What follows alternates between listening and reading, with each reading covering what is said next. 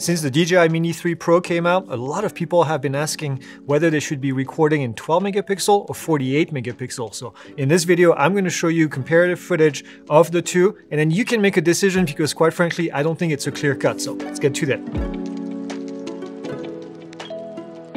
The Mini 3 Pro is equipped with a 12 megapixel sensor, but it has the ability to record 48 megapixel images using what's called quad Bayer technology. If you're interested in the technology, it's a bit more of a discussion and I'm not going to have that today, but I wanted to show you some comparative footage because, well, the results are not super obvious. Now, I'm going to say a couple of things before I show you the footage. First off, everything was recorded from raw files. So we shot raw in 12 and 48 megapixel because this drone has the ability to do that. It's actually not the case with a lot of drones. Typically, when you use the quad Bayer, the drones just doesn't let you shoot that in full raw. So we adjusted the brightness between these images just to make sure that they all look the same using Photoshop, and then we exported everything and put that in this presentation. All the images were recorded at a white balance of 5600. That's because these are the lights that we use in our studio. So we matched everything to make sure that there was not any changes in colors, even though you'll see that there are some changes in colors because of the sensor, not because of the lighting that we did.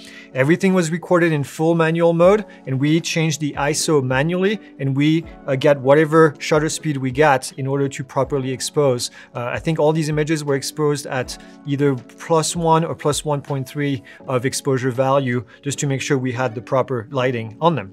Now keep in mind, when we're showing these different sample images, especially the zoomed in version, 12 megapixel is 4 times fewer pixels than 48 megapixel. So some of it is going to look more detailed on the 48 megapixel side. And there's a reason for it, is because there's 4 times the amount of pixels. Now granted, these pixels are a lot smaller when they capture the data in the sensor, but still there is a bit of a difference. So you have to keep that in mind. But without any further ado, let's talk about the first part of our chart. This is the section that I call the barcode, and you can see at ISO 100. And I'm going to tell you which side I prefer, but quite frankly, maybe you prefer the other side, and that's fine. I'm not trying to convince you of anything here. I'm just trying to show you which one is what so you can make the better decision. I see on the 48 megapixel, obviously, that we have more details, especially on that top row. You can see the squares a little bit clearer. You can also see that there is a bit more of a contrast on the right side. For that reason, I think at ISO 100 here, 48 megapixel is better. And as we keep going up in ISO, you also notice that on ISO 200, I think 48 megapixel is a little bit better overall as an image, and then 400 is the same as well. Now, I do want to mention this because I had to go back and verify the footage. If you look on the left side with the 12 megapixel, as the ISO increases, there's literally 0 increase in noise. And this is something that's kind of incredible if you think about it, because all cameras, the noise just increases as you increase ISO. I had to go back and make sure that our settings were correct, that we didn't mess something up, but we didn't. The camera is really that good at 12 megapixel in terms of the noise. I do want to point out that in every once in a while on the left side, you're going to see a little bit of artifacts appearing in the image. And I'm going to talk more about this because this is the downside of the 12 megapixel images. We found that they were more random spots. We never saw that at 48 megapixel. So here at ISO 400, great image, ISO 800 as well. Now, when we switch from 800 all the way to 1600, something changes because it's the dual native ISO. And what we notice is on the 48 megapixel side of things, the image turned out to be a little bit more blue. And then also what happens is all of a sudden, I think the noise, the ratio of noise versus details, I think now plays in favor of the 12 megapixel sensor. Yes, you don't have as much detail because you have fewer pixels, but also you have a lot less noise. So I think the noise becomes more apparent at 48 megapixel, at ISO 1600. So in this case, I would choose on the side of 12 megapixel. The reason I'm saying all this is because you have to know when you're recording your image, maybe you're doing a night shot where you're going to have to use ISO 1600. Well, maybe it's better to just switch to 12 megapixel so you don't have to deal with noise. Or maybe you want the sharper image and you're okay with noise because you're going to use a denoiser, which is going to soften your image anyway. So it really is up to you and what you intend to do. At 3200, I think it becomes even more pronounced. Notice again on the 12 megapixel side of things, no noise. No noise whatsoever in those blacks, which is really, really impressive. And at ISO 6400, I think it's also very obvious. So that's the first section of our chart. The blotches and the little spots that we saw appearing in the 12 megapixel, I tried to go in several of the images and they were there for pretty much every ISO, but I wanted to give you some samples. And again, you have to keep in mind, this is very, very zoomed in. These sections of the image are very zoomed in, but it is definitely a downside where you see these random spots appearing like artifacts, especially in between lines. When we look at grass, when we looked at plain colors, it wasn't so obvious, but right between the lines here, there was really quite a bit of issues at 12 megapixel. We never ever saw any of this at 48 megapixel in that sensor. The next set is our CMY section of the chart. And again, starting with the 48 megapixel, the colors are great. It's actually pretty difficult here to make a decision between the two because I think they're pretty close to each other in terms of the color rendering and the sharpness.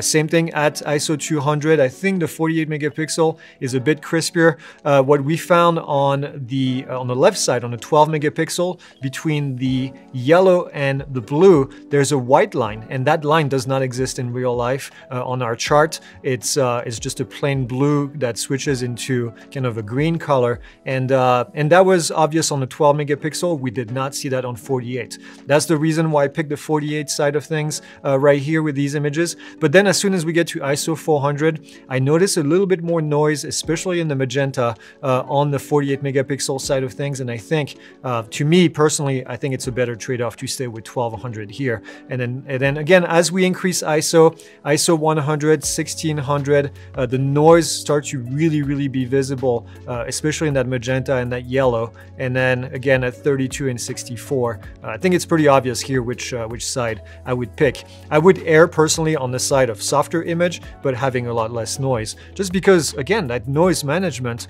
at 12 megapixel is just really impressive. This section of the chart is in the top left corner of our chart. And again, ISO 100, I think we have more details. Again, it's difficult to see even in the grass, but you can see on the sandpaper, I think we get better results, better details at 48 megapixel, which makes sense, right? You have 4 times the amount of pixels. Same for 200, same for 400, and I think all the way to 800, I would pick on the side of 48 megapixels because I don't think the noise is all that bad just yet. But once we switch to 1600, it's pretty obvious that I think the noise in the grass, you can start to see it appearing even on the sandpaper block. I think that's pretty obvious. And then 3200 and 6400, same thing. I think it's night and day between the two. Again, amazing noise treatment on the 12 megapixel side of things. I think that's pretty impressive.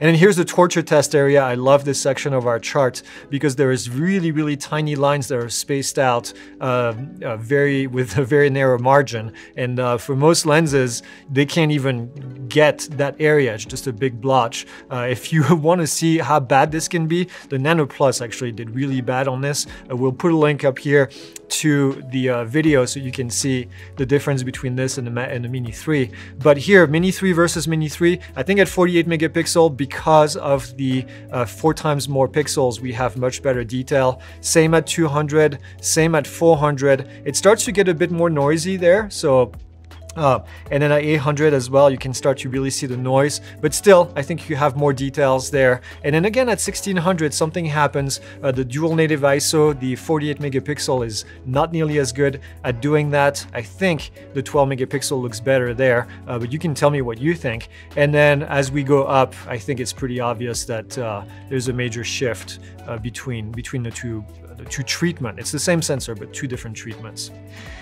And in the center of the image right here, pretty early on, you can see a bit more contrast actually on the 48 megapixel as well. The blues and grays are a little bit deeper at ISO 100. 200, same thing. Even though there's a tiny bit of noise already in the 48 megapixel image, same at 400 and 800. But then as we get to higher up, then all of a sudden, I think it's pretty obvious which side I would want to pick just because of the amount of detail. So then we have the last one, which is our text area, ISO 100. Again, 48 megapixel, just a bit more details, more pixels, obviously, 4 times more. But then as soon as we start increasing the ISO, then we notice that things start to change. And I think at 1600, things switch, and then the other side becomes, although not as detailed, I think the noise management is obviously a lot better. Again, so impressed with what the 12 megapixel treatment looks like in terms of noise. There's just literally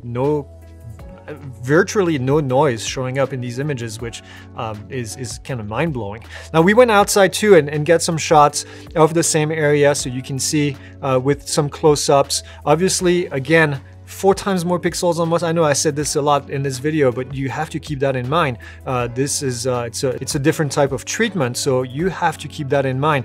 And here, as we look closer into the image, obviously not as sharp on the 12 megapixel side of things, but you may notice in the darker area, there's a bit of noise that appears on the 48 megapixel. This kind of just goes along with what we just saw in the studio testing. Same thing here, fewer details. This is on the edge of the image, so I wanted to show you not only the center of the image, but kind of show you what happens on the edges where you have sometimes fewer details, especially at f1.7 for this lens. And then here, another image with the comparison between the two, and if we start to zoom in, you can see the difference. I saw some noise in here on the 48 megapixel side of things, just because it's more of a shadow area rather than highlights and midtones. And in here, this was also very interesting, the difference between the two and how the contrast looks different. Now, all these pictures here done outdoors, they were all done in auto mode.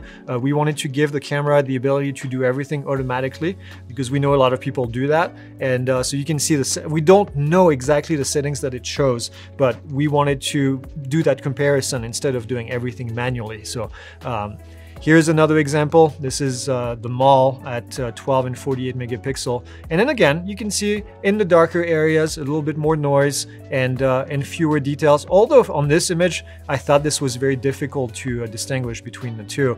And then here with the truck in the front, this is more in the forefront of the image rather than being in the background and in the corners. So again, a bit more difficult here, I think, to make a difference between the two. So that's it. I thought I would share these images. I know a lot of you have been asking, because we've been doing a lot of this testing. So we have a ton of other videos on the Mini 3 Pro, where you can compare it to the Air 2S, to the Mini 2, and to the Nano Plus, and get the full review as well of the drone. We did a 40-minute review of all of the different settings on this thing. So I hope you liked it. Let us know what you think in the comments, and if you want us to do different testing, different parts of the image, maybe even a different image.